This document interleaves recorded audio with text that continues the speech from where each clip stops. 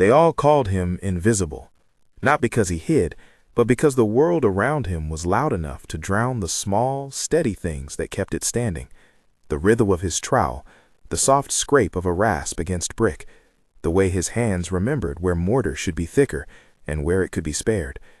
He moved through the site at dawn like an afterthought the building had never expected, a man whose life fit in the space between two rows of bricks. Invisible hero. The words were a headline somebody might have written later when the cameras came and the microphones opened, but that morning he was only Jonah Reyes, 47, cap turned inside out, a coffee can with a cracked lid, and a trowel worn at the handle in the exact same place where his father had held it. He had a scar on the inside of his left thumb from a day he thought would be like any other, and wasn't. He kept his wallet in a boot because pockets could be stolen, and boots rarely were. He worked slow and like he meant it. There was a small ritual to every wall he laid. Set the first course, line it, step back and let the eye rest, notch the mortar just slow, tap the brick into place until it sang the quiet note only a mason could hear. He could tell a bad mix by smell. He could tell a settling by the way dust gathered at a seam. Kindness to him was built into the work. The care you took at the foundation meant fewer panic calls at midnight. The site at East Hollow was a new skyline attempt. Glass and gray, a promise of offices and retail, built on a tight budget and a tighter schedule. Concrete poured in square blocks. Steel ribs rose like a skeleton exposed against the morning haze. Cranes rotated with a patient, mechanical grace. There were safety signs in bold orange, rules pasted where everyone could see them, and nobody had time to read them. Men shouted across rebar cages and radio static. A foreman with a cornflower blue hard hat barked instructions, and the project owner drove onto the lot inside a polished SUV with darkened windows and very clean hands. Jonah knew a thing or two about faces.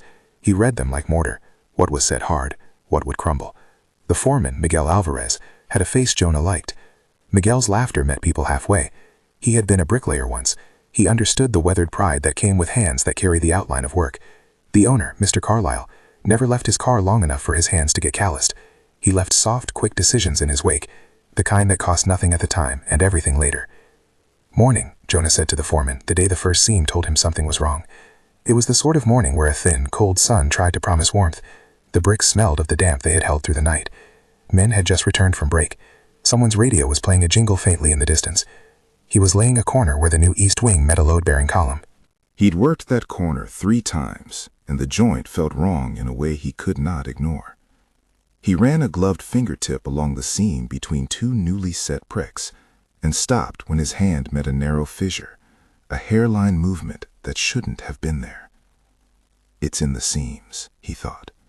A single short thought he let sit like an unfired nail. He squinted. The mortar compaction was uneven. One run of bricks had been laid over a slightly sloped form. The level had tilted by a fraction. It wasn't big, not yet. But what Jonah saw was a potential hinge, a place where pressure, if left to work and work, would become movement. He tapped the joint with his trowel. A thin, crisp noise answered. The scaffolding above him shifted with a groan, the crane's cable muttering an idle complaint. A small stone fell out of the mortar bed and pinged hollow on the plywood below. Jonah picked it up and kept it in his pocket like proof. When Miguel came by, he squinted too and shrugged. "We'll shim it tomorrow, John," he said. "Crew's on deadlines. Engineers signed off last week. Carlyle wants the south pour on Friday."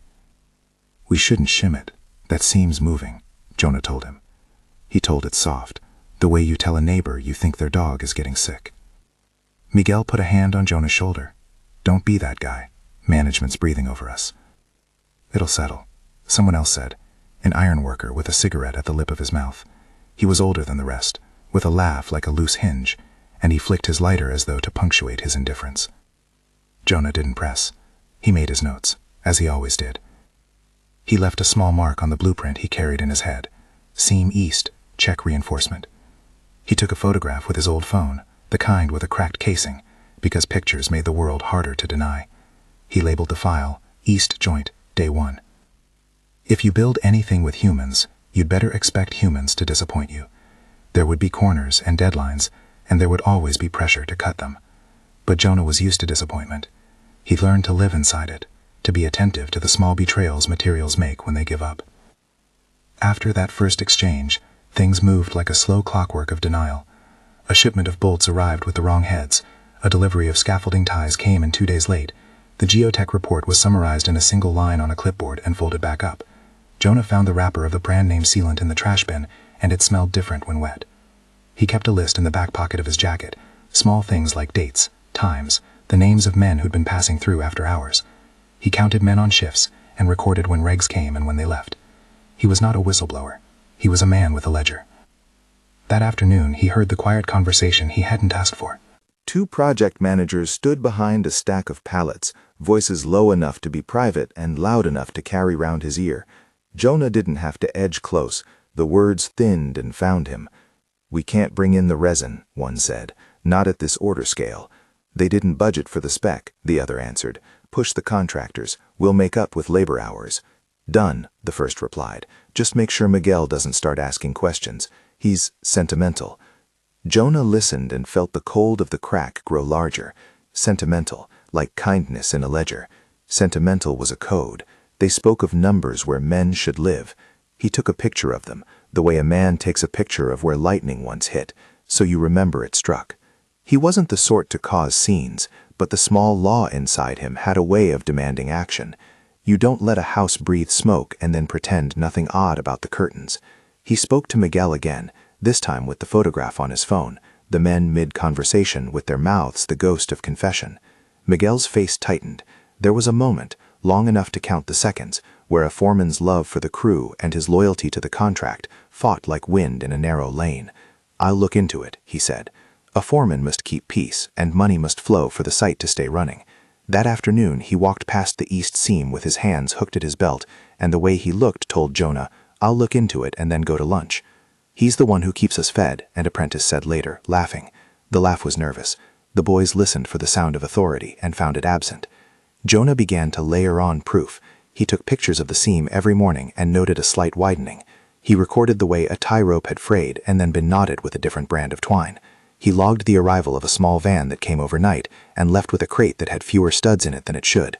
He wrote the times and names on a ragged sheet of paper and tucked that sheet in between the pages of a Bible that belonged to his mother, because nothing felt heavier than letting things that could hurt people be made invisible. He confided in one man, Luis, a young brick apprentice who watched like a hawk and sweated like a steel mill. Luis had a daughter the size of a lunchbox and a laugh Jonah wanted to mentor into a habit. One morning, Luis nearly got hurt. A half-set block dislodged from the parging and grazed him, knocking his hard hat askew. Dust spit into the air like a small apology. Luis sat up on the plywood as if a hand had reached into his chest and closed his ribs. "You okay?" Jonah asked, his own chest tight with a fear he didn't own. "Yeah," Luis said. And then, because young people bolt toward honesty, "It moved though, boss. It moved like it didn't want to be there." Jonah remembered the shape of the block and the way Luis's eyes flinched. If an apprentice sees it, it's not just a seam anymore. That night, the site hummed under work lights as men stayed late trying to make up time. Jonah watched from the edge of the lot as a small black pickup pulled up behind a row of dumpsters and unloaded boxes without labels. A man with an easy suit and a soft voice handed Miguel an envelope that folded like a promise. Jonah kept his distance and recorded the plate number on his phone. He could have gone to the safety inspector, the one phone number you keep in moments of doubt. But Jonah had learned the politics of paperwork. Inspections happened, reports were filed, and then someone with cleaner hands would sign a release, and the machine would shovel forward like an impartial beast. He wanted something more immediate. He wanted the men to stand up and leave the moment the building decided it would not hold them. He wanted the sound of shoes hitting the asphalt and breath being taken, instead of the sound of metal groaning into a world that had no time to breathe. The days that followed were a slow mounting drum. Small signs conspired. A support bearing sounded like a groan when the wind made the skeleton shiver. A stack of bricks tilted, and a mason's lunch pail clattered to the ground as if apologizing for something it had been forced into. There were more quiet conversations at midnight. Someone put a sealed envelope on the foreman's truck, and Miguel stared at it as if it were a lit coal. The owner, Mr. Carlyle, was seen visiting the site more often, as if the smell of new money did more than urge him, it urged everyone else to hurry. "Money moves faster than common sense," Jonah murmured once, a sentence he only allowed himself when he washed his hands at the end of the day. He took to showing the pictures to people he trusted. A safety rep from another site looked at the photos and frowned. "This is a compromised seam," she said without dramatics, and Jonah took down the phrase. He printed copies, one in the glove box of his truck, one folded inside his jacket where his heart sat sometimes too fast. Proof, he told himself, would outpace denials. The pressure on workers intensified. The contractor's memos rolled out like instructions for obedience. Speed up, make up lost time. Where there had been 2 crew shifts, now there was one working longer hours. Migraine-worthy aching hunger followed men home, and the job wanted more of them for less. The social temperature rose so slowly none of them noticed until they were sweating in a panic. One afternoon, a minor tremor ran through the east wall as a beam settled the wrong way. A man called out. The foreman told him to stand down in a voice he did not really own. The company site manager came over and dismissed the vibration as settling and ordered everyone back to work. Some men went back, others did not. Miguel watched Jonah with a look that made his mouth ashamed. He had become the kind of foreman who could sign off on a comfort, but not on a lie. He had a family and bills, and the kind of practical fear Jonah had learned to respect. But when Mr. Carlyle drove onto the lot in his SUV and stepped out in a suit that had never smelled of sawdust, Miguel straightened like a man putting on a uniform. "You all right?" Miguel asked Jonah quietly after the meeting, where the owner waved away the seam problem with the practiced gesture of a man who believed in product timelines over trouble. "If it gives, 30 men are under," Jonah said. He said it like a repetition of a fact he could not argue with the math of. "You sure about 30? Miguel's voice cracked the size of a whisper. Jonah nodded. He couldn't count exactly as management did with spreadsheets. What he knew was simple. The East Wing had a crew of 30 that worked that face on the mornings. If the scene failed in the way he'd been seeing, there would be no room to flee. 30 would be caught in concrete and steel if the worst happened. He had the list in his head because he saw them every day.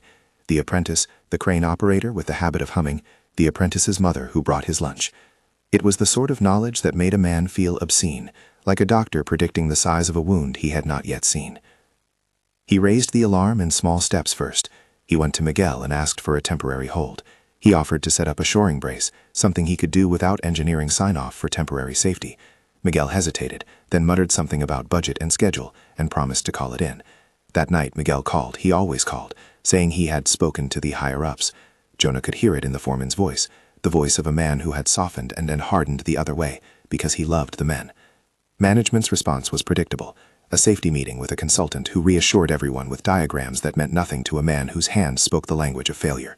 Jonah sat in the back of the meeting and watched the consultant's pointer move along lines, as if drawing a picture that would replace the need to test reality. People nodded because nodding preserved jobs. The first real public crack came on a deceptive Tuesday. The sky threatened rain, the kind of weather that made mortar set wrong because it gathered water like secrets. Jonah was on the scaffold checking alignment when the seam he had been watching exhaled a sound like someone clearing a throat. A bolt somewhere higher spun. "A bolt?" the crane operator shouted. "Shut down the crane," Miguel called. Men froze. Some ran for the stair. The crane operator keyed his radio in the air filled with instruction, but the radio cut out. Someone had switched the channel. Jonah, who had spent decades learning the ways of men and machines, went up the steps and found a cable with a fresh cut, strapping, and a knot he did not know. It was not the kind of slip that weather could cause. It read like hands that had chosen haste over care. He ran. He ran because running was the fastest way to make breath chemicals in men change. He ran and shouted, "Get away from the east! Get clear!" The sight poured into the open like a small watershed. Some men froze, confused. Some ignored him. This was the moment the invisible man had to choose whether to stay invisible. Jonah stepped into the middle of a scatter of men and started to pull at the barricade, to wave at people like a conductor gone mad. Miguel met his eyes, and for a second, their lives hung on opposite choices. "You're not stopping production," Miguel said, the sentence a near plea. "If that thing fails, 30 men will be under," Jonah said, telling the number again as if the number's repetition could make it more real. For a breath, the sight decided to believe the schedule. Then the seam sounded like a hinge finally giving way. A sharp exhalation of dust spilled out. A pane of stucco cracked, and girding popped. Jonah pulled the alarm. The alarm was not built for theatrics. It was a simple wire that ran up the scaffolding to a manual pull station. He grabbed at it like an animal making noise to scare off a predator. He jerked the lever, and a horn all along the site screamed.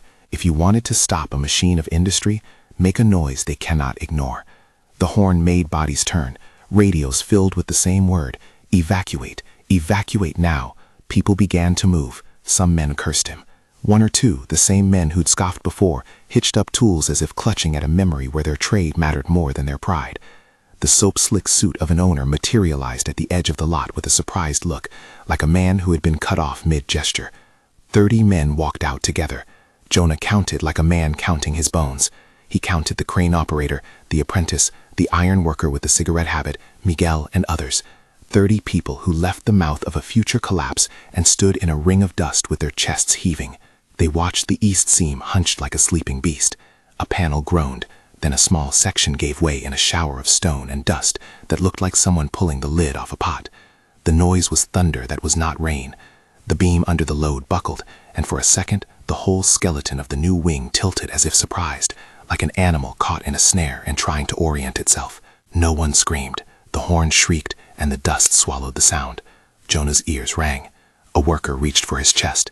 Another began to cry silently and tried to hide it inside his hard hat.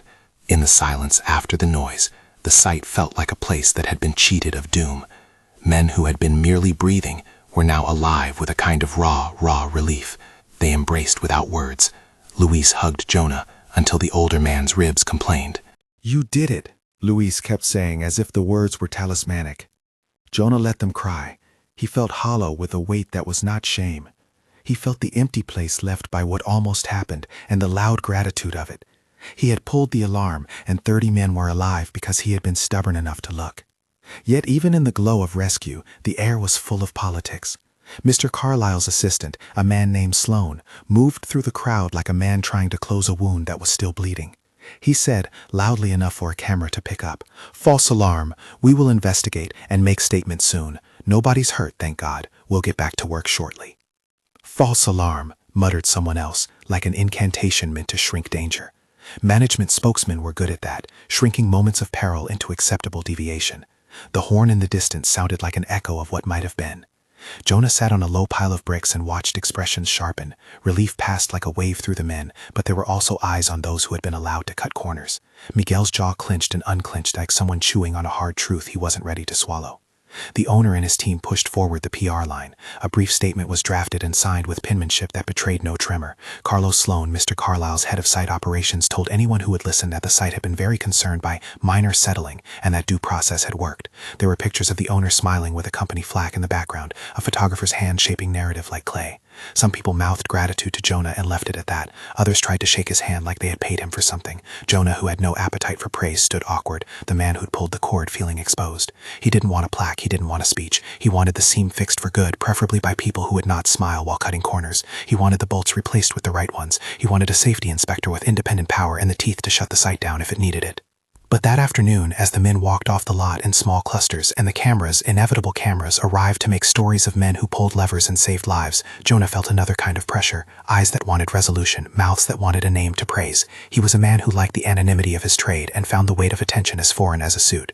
He drove home that night with the sun under his eyelids and the taste of dust behind his teeth. His wife Clara waited in the kitchen with soup cooling on the stove. She had known him for 20 years and knew the look of a man who'd been in a room where something large had been stopped. She didn't ask for an explanation. She made him sit and she warmed his hands in her palms as if to check the heat of his chest. "You did right," she said, and Jonah believed her because she meant the kind of praise that doesn't cost anything and pays everything. He did not sleep well. He had photographs in his pocket and a buzzing in his phone from messages that were beginning to accumulate. Texts from Luis, from Miguel, from a reporter he'd never spoken to but who'd read the early notices on the site forums. Someone had filmed the collapse on an old smartphone and the clip had made its way to a local stream. An anonymous user had posted, "East Seam saved by Mason," and the title had already become a meme, "Invisible Hero." He hated the title. His hands built things. They were not a mythology, but he held the opinion silently in the same way you hold a knife in your palm, with a readiness to use it. The next morning, the site was the set of a disagreement. Management declared everything was fine under new inspection. They posted a memo that thanked the men for attention to safety and recommended they remain vigilant. The owner offered a public statement on the local news camera. "We are pleased there were no injuries," he said with the calm of a man making a payment. Mr. Carlyle's face was carefully composed, as if he'd been forged in glass.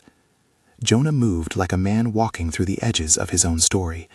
Contractors came with clipboards and the kind of language that numbed the wind. We will review the as-built plans. We will submit engineering assessments. Men with tidy resumes and firm handshakes measured the same seam Jonah had measured with a fingertip. But the first tests did not change the facts Jonah had collected. The seam had shown movement. The rope on the scaffold had not the look of weathered wear, but of being replaced with an inferior strand. The bolts had been mismatched. There were logs of deliveries that didn't match invoices. When pushed, Miguel told the men what he'd promised. Some versions of truth were simpler if you ignored nuance.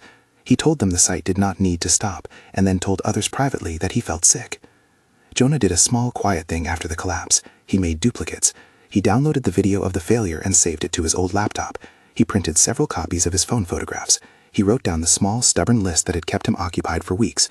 He made a copy and left it in his locker. He gave another copy to Luis with a quiet instruction: hold on to this. He didn't tell Luis why. He only told him it was important. Word spread, and with it grew a shadow, a rumor that the whole thing had been a staged protest to stop work and gain concessions, a thin smear lineable with cynicism, that someone with time on their hands had manipulated a seam to create drama. It cut like a blade. Jonah knew how stories could be shifted by the people who had the resources to shape them. He had seen it in other jobs. A hand on the ledger could change the harvest. When a reporter came the following afternoon, she didn't ask the things Jonah expected. She asked for his name. For some reporters, the human angle was the currency. For others, it was everything. Jonah, who had no taste for the limelight, said little. He told the truth, but not the whole of it. He said, "It could have been worse," and the sentence became a headline. That night, a man in a suit with an apologetic smile, Sloan, called Jonah to his truck and said things with an even, lumbering politeness. "No need for dramatics," he said. "You caused a scene. People are talking about work stoppages. We appreciate the caution, but—" "For 30 men?" Jonah asked, and there is no need to tell you how the math of lives adjusted the tone of politeness. Sloane's face had the practiced neutrality of someone who sold outcomes. "We will take care of it," he said. "We will run another check, and maybe a thank you goes both ways." Jonah left with a business card and a feeling of being measured like a tool. The following day, while the site resumed with new caution and men in slightly more attentive clusters, a small envelope appeared under Jonah's locker. There was no name on it. Inside were 2 prints taken from a security camera angle that couldn't lie. The black pickup unloading unlabeled boxes the night before the collapse, the 2 men in tidy clothes talking behind pallets. A third image showed a truck leaving the site early in the morning with its bed empty. Someone had seen more than Jonah had been able to catch. He put the prints in his pocket and felt the weight of them like an accusation. He did not know who had left the photographs. He suspected that someone on the inside felt guilty or frightened enough to share truth with a man who had made the first loud move.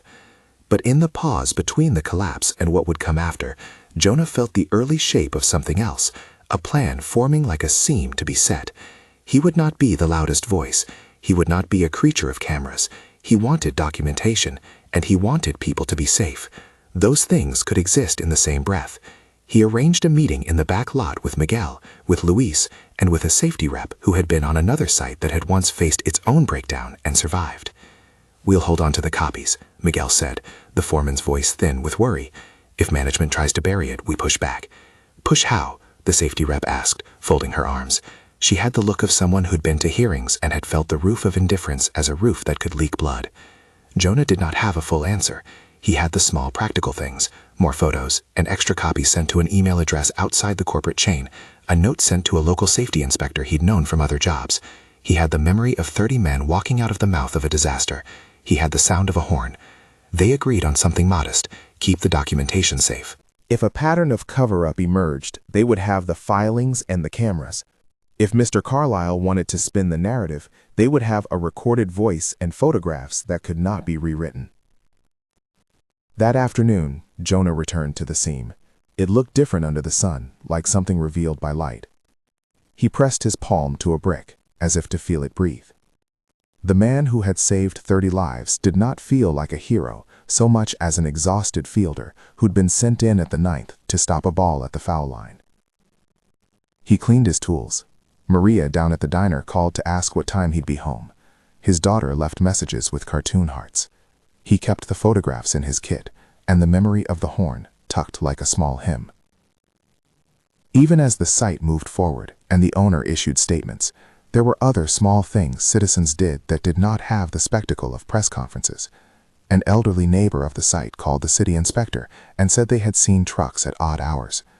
A messenger from an anonymous email sent a file to a local journalist named Elise Morrow with the subject line, "You need to see this." Elise had a reputation for following threads other reporters left untied. Jonah had not sent that email, but he had been part of the pattern it would expose, a man who refused to let a seam be ignored. When Elise came, she was not the sort to stroke a talent. She had ink-stained fingers and a skepticism that waited like an animal behind a fence. She asked questions like a craftsman who was checking a joint. Who was on shift when it shifted, she asked. Who ordered the substitution on the bolts? Is there a paper trail for that shipment? She had ways of turning the small into the clear. Jonah answered what he could. He showed her the photos. He handed over the phone video.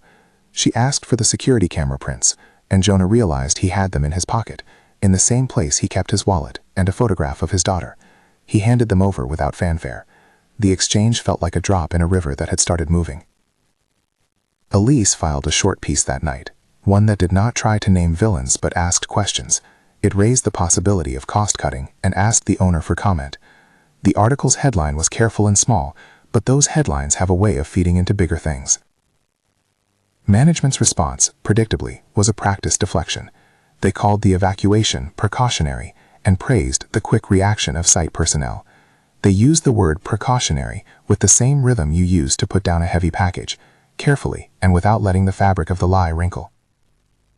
A tidal thing stirred at the edge of the site, a whisper in the bars, a rumor in the tool supply store, a social post with a shaky video, and a comment thread full of people who wanted to know if the men had been lucky.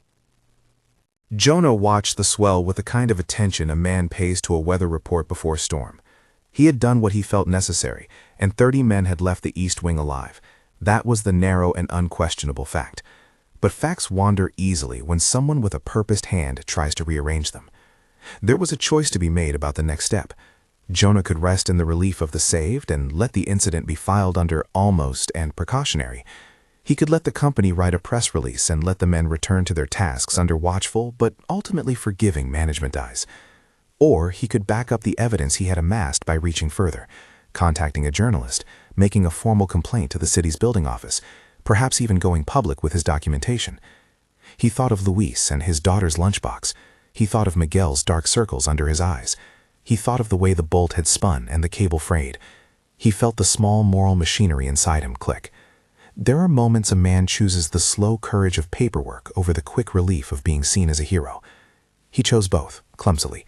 He made a copy of his photos and dropped them in an envelope he'd addressed to Elise.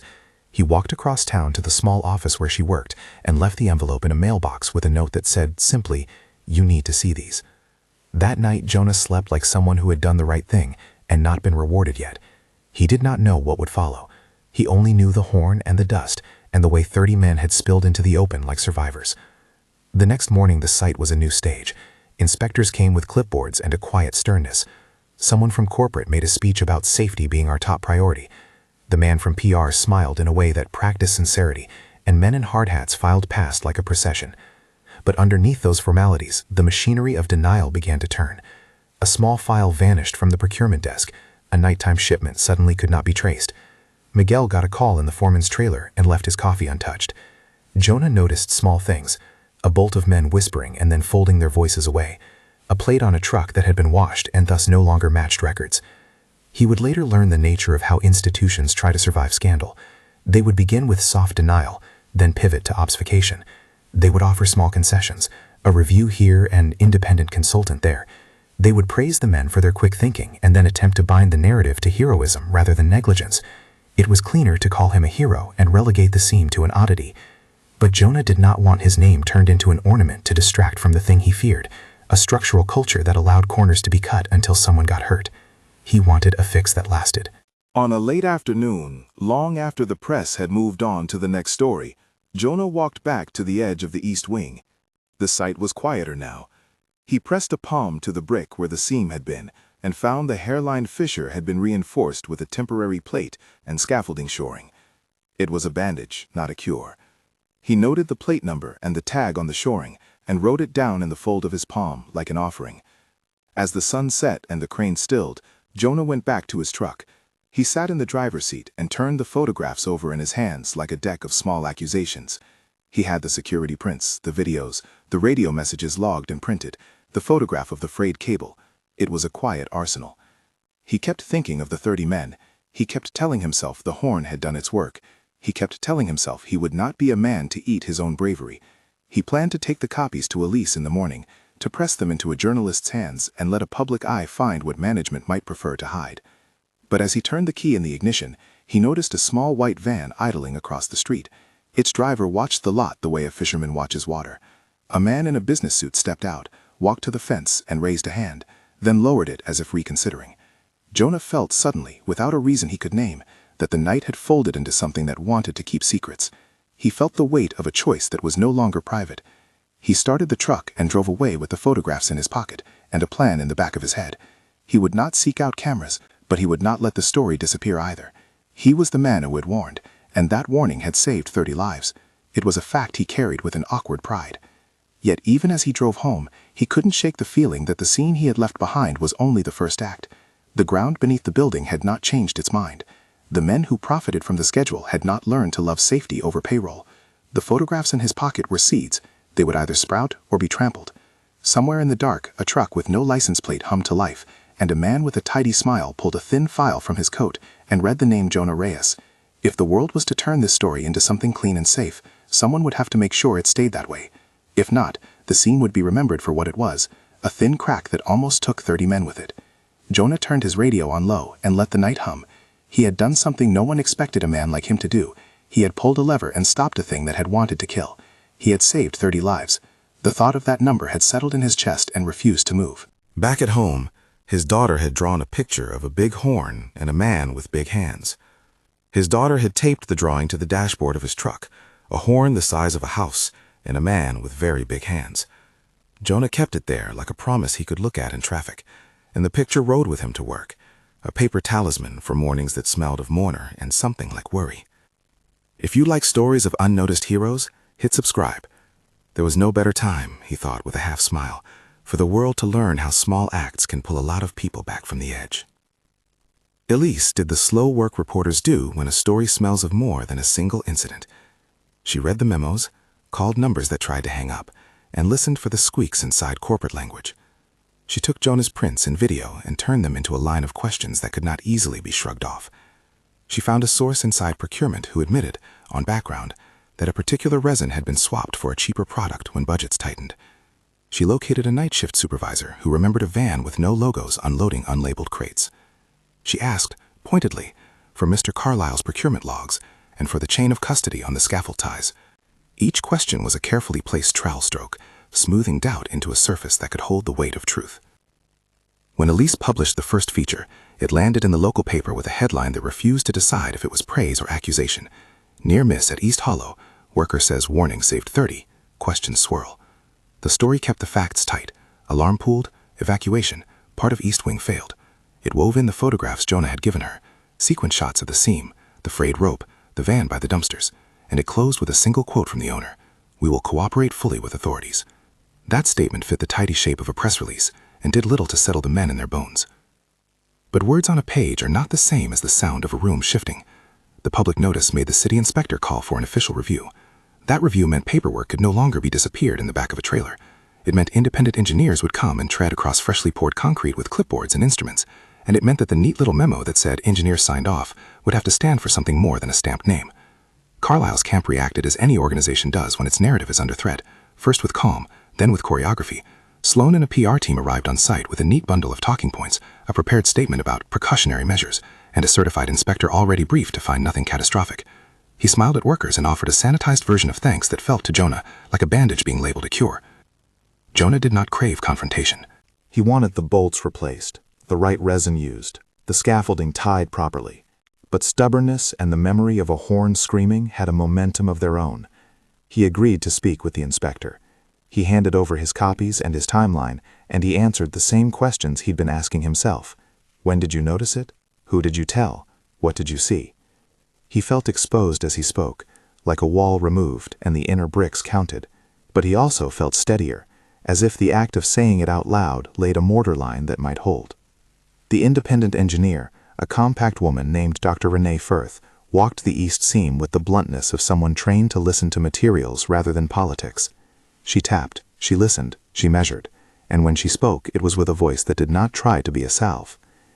Temporary shoring was installed, she said to the assembled press outside the trailer. Preliminary testing shows compromised connections inconsistent with the project specifications. A formal report will follow. The phrasing was precise enough to make mouths tighten. Here, on paper, was a kind of language that could pierce spin. Elise published the report's findings the same evening, annotated with Jonah's photographs. The online comments that followed were varied: anger, vindication, talk of safety cultures. Men at the site read them on their phones at lunch and let the news sit like a warm stone on their palms. Management strategy shifted. Instead of outright denial, they layered the story with partial admissions and small gestures, a temporary halt to the Eastport, promises of extra safety briefings, and, most dangerously from Jonah's point of view, an attempt to transform the narrative into a story of gratitude, one that made him the single spark while erasing the pattern that led there. There are few things more effective at covering a wound than clapping a between-the-lines hero onto it and letting the applauding crowd distract from the wound itself. Elise kept digging. One evening she called Jonah with a voice lit by urgency. "We got a tip," she said. "There's audio. It's short. 2 project managers talking about substitutions." Her pause meant the audio might be brittle or explosive. Jonah drove to the diner, where Elise met him with a USB drive folded like contraband. He listened in his truck with the engine cooling, the city around him folding into night. The recording was a crude phone capture, the sort of thing someone might have left running and then forgotten, but it contained a conversation that matched the photographs and the paperwork. Mentions of prototype resin being too expensive, a suggestion to move a different batch through, and anxiety about Miguel, described as sentimental. The voice that suggested substitution used a rationing tone, calculations about how to make numbers add up. The other voice soothed the uncertainty with a promise of, "We'll keep it quiet." The recording landed like a slab of stone. It did not declare a motive with the slam of a sentence, but it threaded intent through the record, corners chosen when time and money both bit hard. Elise prepared a piece that included the audio and her own corroborating reporting. The publication hit at dawn, and the heat it produced was immediate. People forwarded it, men in hard hats showed it to partners on night shifts. The city official who'd been tasked with a cautious investigation found himself needing to speak more bluntly in the face of audio proof. Sloan moved quickly. He tried a familiar tactic: discredit the messenger, soften the edges. He suggested that the recording was out of context. He called for an in-house audit and an employee welfare seminar, and he reached out to Miguel with an offer of support that read like an attempt to buy compliance. Miguel demurred in public and privately drank black coffee at night and stared at the bulb in the trailer. Jonah found himself surprised by the anger that rose in him, not for his own sake, but for the men who might not have walked out if others had chosen profits over bolts. He discovered he had a stomach for the fight he had not known was there. But he also moved carefully. His life was not built on headlines. He met with Elise to sign an affidavit of what he had seen, and she worked with a city attorney to schedule a publicly noticed hearing, a room with a dais, a microphone, and a capacity to change a narrative. The day of the public hearing, the municipal auditorium smelled like coffee and paper, and the sweat of a community finally turned awake. The room filled with tradesmen who'd pulled off their caps in respect, a scattering of local residents, members of small unions, the press, and a table of men in suits who looked practiced at being the kind of polite that could swallow a room. Mr. Carlyle sat at the front, crisp and tidy, with Sloan close at hand. The hearing was a slow machine at first: introductions, administrative notes, the kind of procedural pacing that makes truth feel like a guest speaker. But the city attorney called the witnesses, and the order of things shifted into the sort of rhythm that matters: testimony, cross-examination, evidence played aloud and shown on screens that made private things public. Jonah took the stand with hands that wanted to be steady.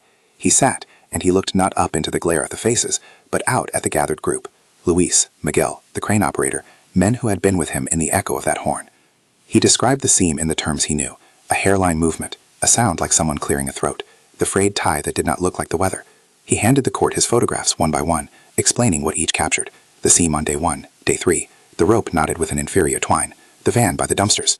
When he finished, Elise stepped up with a second piece of evidence: the security prints and the audio recording.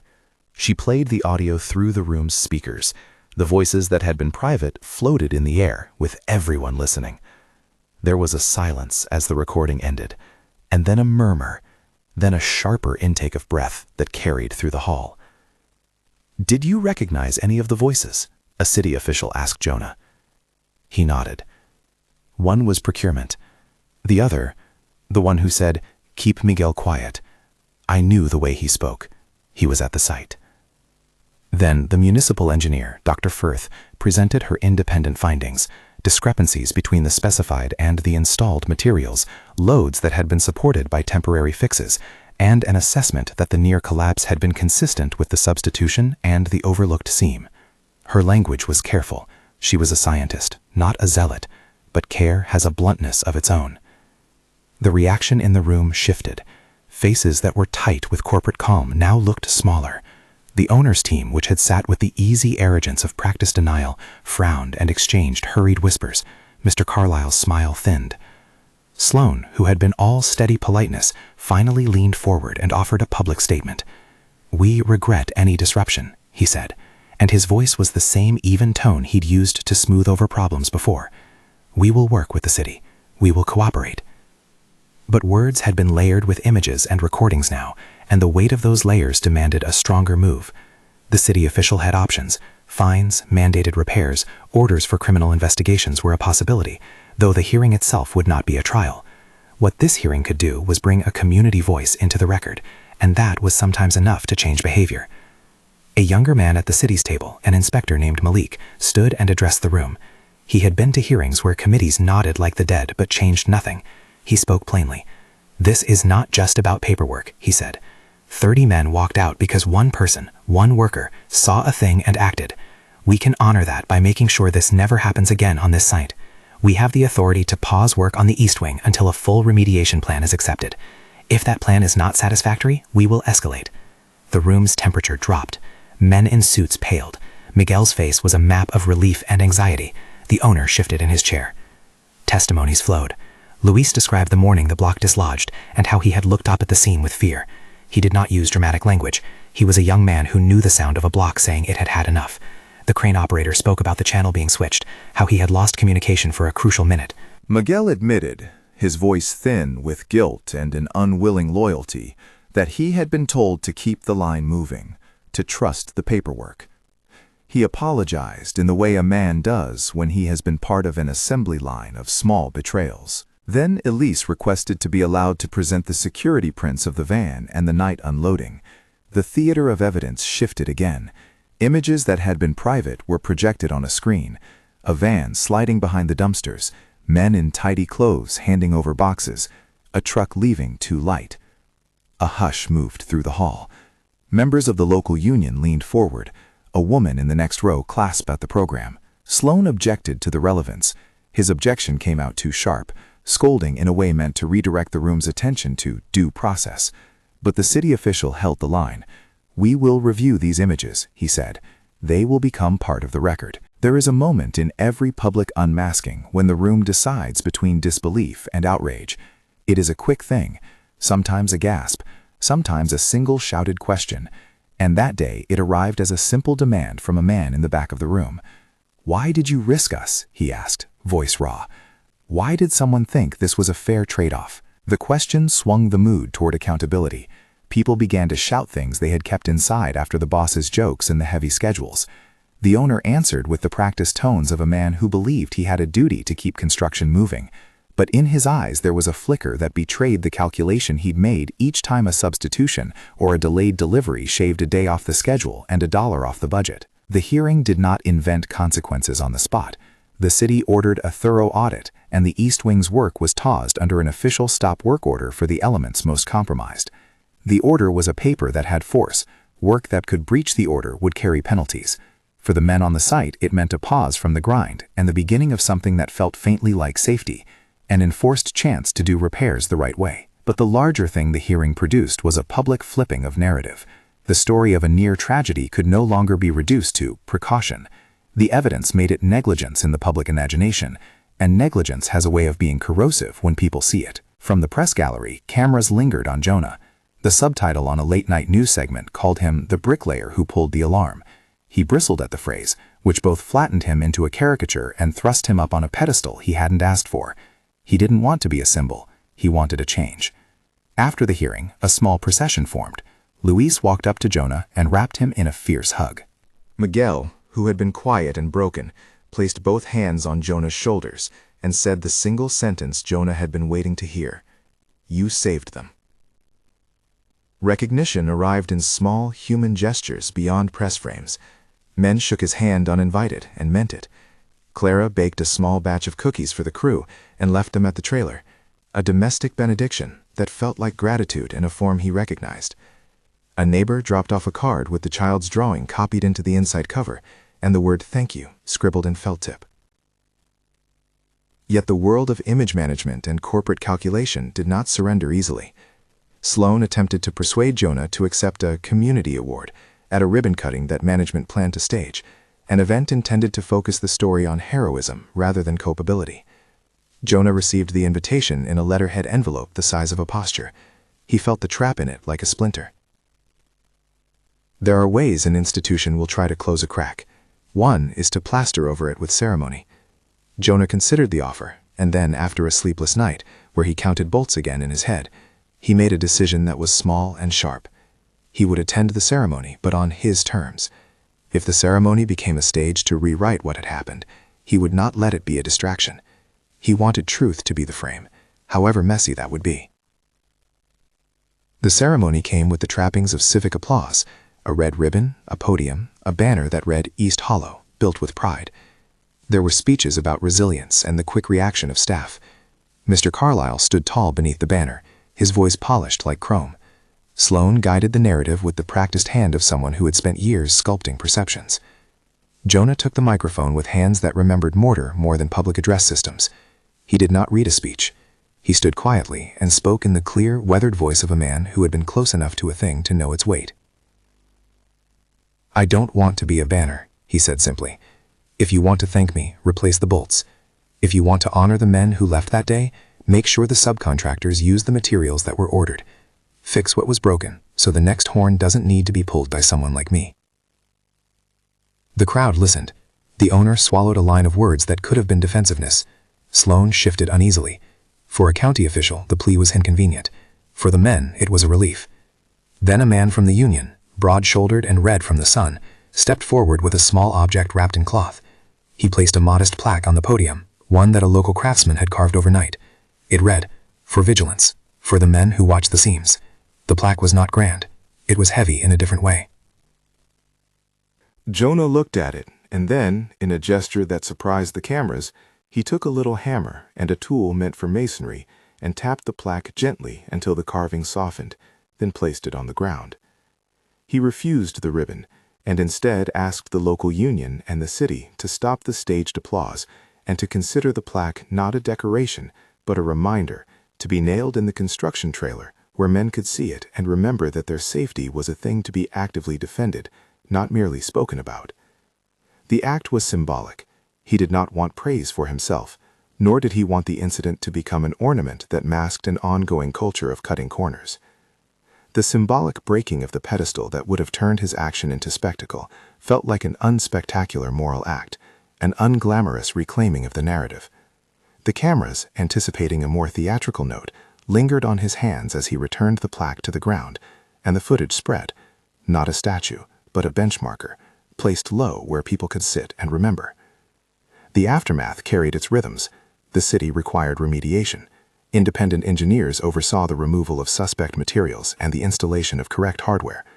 Work resumed only after certificates were filed and bolts were witnessed by inspectors. The cost of those corrections landed on the project's bottom line, not on the wages of men who had to risk their lives. In the months that followed, there were tighter logs for night deliveries and a new double-check system for materials. Miguel, who had been so near surrendering to the pressure of payroll, began to speak more firmly at briefings. There were small human reconciliations, a foreman learning to say no to a schedule, an owner learning that a finished ledger is hollow if the men who built it are absent. Yet the story's politics were not exhausted in a single season. Sloan found new angles for public relations, and Carlyle's name kept appearing in complaint threads online. Elisa's pieces became a series that followed the months as the site recovered. There were payoffs in some places and reckonings in others. Some managers were reassigned, procurement tightened, and an internal review was shelved by legal counsel. Jonah watched these ripples with the cautious hope of a man who knows institutions are hard to change. He measured improvements not by press releases, but by the tightening of bolts he could see with his own glance. Recognition came in quiet forms and loud ones. A neighborhood meeting nominated Jonah for a civic award. The city council praised the men who had refused to be silent. A small company sent matching funds to cover Louise's daughter in a scholarship program. The union arranged a safety training funded in part by penalties levied for the violation. None of these things erased the tension of what might have been, but each was a small building block toward repair. In a moment that felt both impromptu and essential, the workers organized their own ritual. On the east wing's edge, where the seam had given and where dust still clung to a beam left as evidence, they hoisted a simple sign, "Not ours to endanger." The sign was not professional. It was hand-painted on plywood and stapled to a post. It was ugly and earnest and perfect. In the days that followed, men stopped by it on their way to work and touched the paint as if blessing a field. Jonah stood in the morning and watched a young apprentice place a small stone at the post's base. It was a gesture of remembrance, not of celebration. He felt the life of the site shifting, like a wall finding its line after a long day of being corrected. Miguel clapped him on the back, and Louis nudged him, full of that awkward gratitude only apprentices can offer. Clara brought lunch and sat with the women who kept the crew's schedules inside their heads, and she laughed with them in a way that made Jonah's chest ache with relief. Months later, long after the city had stamped "resolved" on much of the paper, a small hearing for the project's public records drew less attention than the first. The legal matters settled into the quiet bureaucracy the world affords those who can afford lawyers. But the community's memory held. People told the story the way trades tell tales, precise on details that mattered, with a little softening on edges not worth sharpening. Jonah was part of that oral history now. He was no longer wholly invisible. One crisp morning, as the sun cut clean lines across the job site, Jonah took his usual place at the corner where east met column. He had new gloves now, and his trowel had been rehandled by hands that knew the shape of ownership. He set the first course and stepped back to let his eye rest. He lined up his bricks and noticed the way the mortar bed held. It was, in the simplest way, satisfying. Men moved around him with a different slant to their backs, like a furniture that had been shifted away from an edge. A man from the city paused by the scaffold and nodded at Jonah. It was a small acknowledgement, nothing staged. The inspector watched a block set and said, "Nice work." Jonah's reply was the modest tilt of a face that had been in the sun too long. "Keep your eye on the seam," he said, and meant it for the building and for the world. That afternoon, a small ceremony was held not at a podium, but at the simple post where the hand-painted sign stood. The plaque the union had made found a home screwed into the side of the trailer, low enough that men could sit beside it and read. The press came and left. Elise filed another piece that was less about scandal and more about a community that had insisted on being heard. Jonah did not seek the spotlight. He let the attention come and pass like a tide. He still preferred the language of work to the language of accolades. But he also found himself, once or twice, answering a question from a young apprentice who wanted to know what to look for in a seam. He would tell him to learn sounds and smells and the way a brick takes a tap. He would tell him the number of the inspector and where to find the city's complaint line. He would say, simply, "If something feels wrong, blow the horn." In private, when the day was done, Jonah's hands still carried the dust of what had happened. He would wash them, and Clara would hold them in her palms, and for a while he would let the quiet speak. He thought of the men who'd walked out that day, and of those who might never have the chance. He thought of Louise's daughter, whose lunchbox now had a small scholarship in its future, and he thought of his own daughter's drawing on the dashboard. Time had a way of softening the edges of events that had once rattled your bones, but some lines remained sharp. The sound of the horn, the image of a seam giving way, the memory of 30 men standing in a ring of dust with their chests heaving. Jonah kept those images not as souvenirs, but as warnings. He knew how easy it is for the busy world to fold a dangerous incident into a tidy story and walk away with its appetite for speed and tact. When someone at a community meeting proposed naming a small bench near the trailer after the crew who had refused to be anonymous, a place where apprentices could sit and learn, the idea had Jonah's full, awkward support. The bench would be simple, unpolished, and bear a plaque that read simply, "Invisible Hero." Not meant to aggrandize, the inscription was to remind anyone who sat there that vigilance often lives in the hands that build. On the day the bench was placed, Jonah stood at a distance and watched Miguel, Luis, and a dozen others carry the wood into place. Children from the neighborhood ran between their legs, and Clara took Jonah's hand without a word. When their eyes met, he felt the odd paradox of a man who had wanted only to stop a thing from happening, and had, in the process, become the sort of person who people now named in remembrance. It made him laugh a little, and then, quietly, he said thank you to those who had carried the bench, and to the men who kept records, and to the journalist who had pushed, because none of those acts were single. He did not put his name on the bench. He didn't need to. The inscription was enough. Invisible hero. The words fit the world only in the way that truth sometimes does. Awkward, inconvenient, and necessary. The final image is unadorned. Jonah sits on that bench for a moment one evening, the sun low and the cranes a distant silhouette. He takes his trowel from the truck and sets it across his knees like a tool he trusts. He thinks of bolts being tightened, of materials tested, of men learning to be a little less invisible to the systems they work inside. He looks at his hands, scars and calluses, and a thin line where a thumb healed, and feels, in the same place where one keeps grief, a small, steady ember of something like peace. He gets up, shoulders the day, and walks back to the work. The bench remains behind him, a simple marker planted in the dirt, the plaque catching the sun in a way that does not make it a shrine, but keeps it a message. The East Wing exists now with the knowledge of what it nearly cost, and people build with that knowledge. Jonah lays bricks because that's what he knows. He hums a little as he works, a tune without words, and for the men who walk past the bench and touch the plaque, the story remains. A bricklayer, an invisible hero, saw a crack, sounded the alarm, and saved 30 lives.